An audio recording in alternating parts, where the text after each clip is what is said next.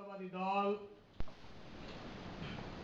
ঐতিহ্যবাহী কলচেস্টার কর্তৃক আয়োজিত আজকের এই ঈদ পুনর্মিলনী অনুষ্ঠানের আলোচনা সভার উপস্থিত সভাপতি শ্রদ্ধাভাজন বড় ভাই, যুক্তরাজ্য বিএনপির সহ সভাপতি টুটুল ভাই, উপস্থিত আজকের অনুষ্ঠানের প্রধান অতিথি বাংলাদেশ জাতীয়তাবাদী দল যুক্তরাজ্য শাখার সিনিয়র সহ সভাপতি, বয়স যাকে আটকে রাখতে পারে না তেমন জননেতা জনাব মনিরুল আলম, উপস্থিত বিশেষ অতিথি সহ সভাপতি যুক্তরাজ্য বিএনপি তৈমুজ ভাই, উপস্থিত আজকের অনুষ্ঠানের প্রধান বক্তা বাংলাদেশ জাতীয়তাবাদী দল যুক্তরাজ্যের বিপ্লবী সাধারণ সম্পাদক, বিশিষ্ট আইনজীবী, জাতীয়তাবাদী ছাত্র দলের এক অনন্য সৃষ্টি ব্যারিস্টার এম এ সালাম সহ জাতীয়তাবাদী দল যুক্তরাজ্যের নেতৃবৃন্দ, কলচেস্টার নেতৃবৃন্দ, ছাত্র বাংলাদেশ জাতীয়তাবাদী ছাত্র ফোরাম এর নেতৃবৃন্দ, যুব দলের নেতৃবৃন্দ, স্বেচ্ছাসেবক দল সহ জাতীয়তাবাদী দলের সকল অঙ্গ সংগঠনের নেতৃবৃন্দ, আপনাদের সকলকে বাংলাদেশ জাতীয়তাবাদী ছাত্র দলের কেন্দ্রীয় সদস্য হিসেবে এবং বাংলাদেশ জাতীয়তাবাদী ছাত্র ফোরাম যুক্তরাজ্য শাখার পক্ষ থেকে আমার ব্যক্তিগত পক্ষ থেকে জানাই রক্তিম শুভেচ্ছা, বিপ্লবী অভিনন্দন।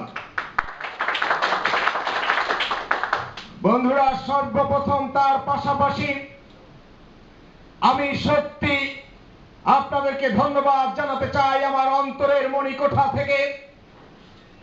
যখন লন্ডন থেকে 70 কিলোমিটার দূরে এসে আমার অনুভব হলো যে টুটুল ভাই, মেজবা ভাই সহ কলচেস্টারের নেতা কর্মীরা 70 মাইল দূরে লন্ডনে গিয়ে প্রতীকী সমাবেশে তারা অংশগ্রহণ করে, তখন আমার মনে হয় এই আন্তরিকতা, এই কমিটমেন্ট, এই ডেডিকেশন আওয়ামী দুঃশাসনের ভিত্তিকে কাঁপিয়ে দেওয়ার জন্যই যথেষ্ট। অতএব আজকে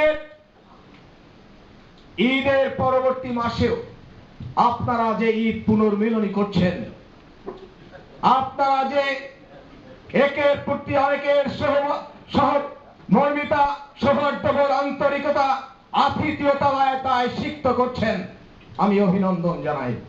কিন্তু তার পাশাপাশি বাংলাদেশের দিকে যদি আমরা তাকাই, আমরা কি দেখব?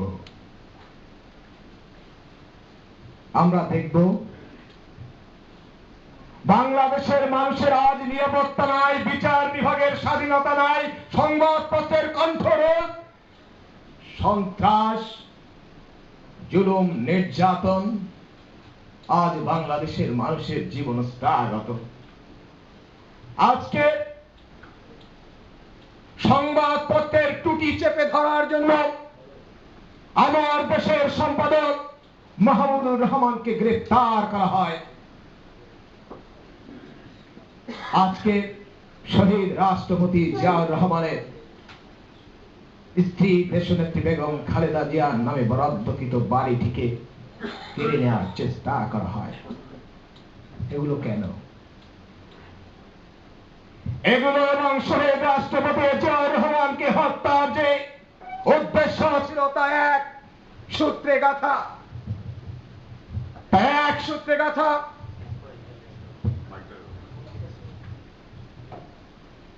কেন শহীদ রাষ্ট্রপতি জিয়াউর রহমানকে হত্যা করা হলো? যখন শহীদ রাষ্ট্রপতি জিয়াউর রহমান দেখলেন যে একটি তলাবিহীন ঝুড়ি থেকে বাংলাদেশকে ক্ষুধা দারিদ্র মুক্ত দেশ করতে হবে, যখন তিনি চিন্তা করলেন বাংলাদেশের দারিদ্র থেকে বাংলাদেশের মানুষকে মুক্ত করতে হবে, যখন তিনি চিন্তা করলেন বাংলাদেশে বেকার যুবকের হাতে কর্মসংস্থান দিতে হবে, আন্তর্জাতিক ইতিহাসে বাংলাদেশের মানুষের মাথা সম্মানের সহিত উঁচু করে বাঁচতে হবে, তখনই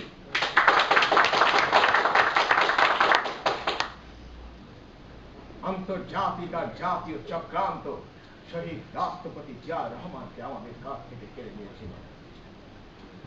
শহীদ রাষ্ট্রপতি জিয়া রহমান তার এই সকল চিন্তাকে 19 দফার মধ্যে অন্তর্ভুক্ত করে গ্রাম বাংলায় ছুটে গেলেন। খালি পায়ে গেঞ্জি পরে মাথায় একটি ক্যাপ পরে সাধারণ মানুষের সাথে মিশে গেলেন। খাল কাটা কর্মসূচি দিলেন। রাষ্ট্রপ্রধান আর সাধারণ মানুষের দূরত্বকে কাছাকাছি নিয়ে আসলেন। মানুষ তার কাছের মানুষকে পেল। এটাই শহীদ রাষ্ট্রপতি জিয়া রহমানের অপরাধ ছিল। এরপরে সম্প্রতি ঘটনা আপনারা জানেন, প্রত্যেক বক্তাই উল্লেখ করেছেন, তারেক রহমান এবং আরাফাত রহমান কুকুর পরে নির্যাতন কেন?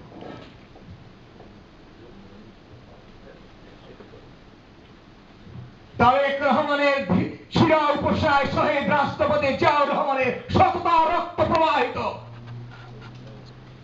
আর সেই সততা রক্ত যখন ডাক দিয়েছে, তখনই তিনিও গ্রাম বাংলায় ছুটে বেরিয়েছেন।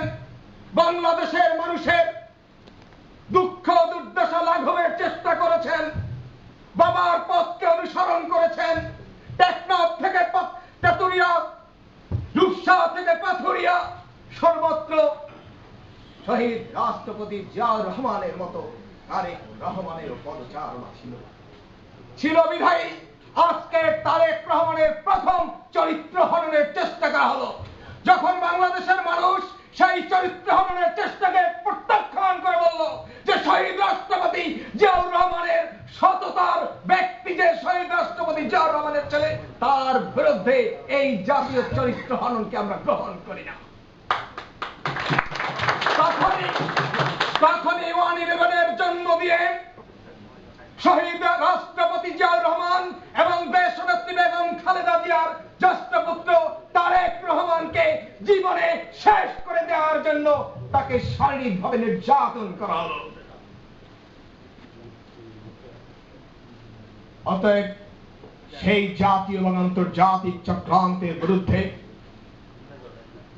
আপনাদেরকে অত্যন্ত সতর্ক হয়ে আগামী দিনগুলোতে একসাথে আমরা পথ চলব। অন্যায় এবং অত্যাচারের বিরুদ্ধে আমাদের আন্দোলন দুর্বার করব এবং সময় প্রেক্ষাপট পরিস্থিতির কারণে বাংলাদেশ জাতীয়তাবাদী ছাত্রদল এবং সাধারণ ছাত্রদেরকে নিয়েই আমরা যুক্তরাজ্যের অভিভাবক জনাব আহাজ কমরুদ্দিন এবং দক্ষ সাধারণ সম্পাদক যোগ্য নেতৃত্ব ব্যারিস্টার এম এ সালামের নলেজে দিয়েই আমরা বাংলাদেশ জাতীয়তাবাদী ছাত্র ফোরাম করেছি। আবার যদি অন্য বলেন আমরা আবার সেটা অন্যটা করব, আমরা দল করতে চাই। অতএব যদি ছাত্র দলের কোন নেতাকর্মী থেকে থাকেন, যদি ছাত্র ফোরামের প্রতি যদি আপনাদের কোনো অংশগ্রহণ থাকে, আপনাদের সেই সকল নেতা কর্মীদেরকে এই কলচেস্টারের মাটিতে দাঁড়িয়ে স্বাগতম জানিয়ে আমি আমার বক্তব্য শেষ করছি। আমাকে সুযোগ দেওয়ার জন্য কলচেস্টারের নেতৃবৃন্দকে কৃতজ্ঞতা জানিয়ে বক্তব্য শেষ করছি। সকলকে ধন্যবাদ। কলচেস্টার বিএনপি জিন্দাবাদ। খোদা হাফেজ। বাংলাদেশ জিন্দাবাদ।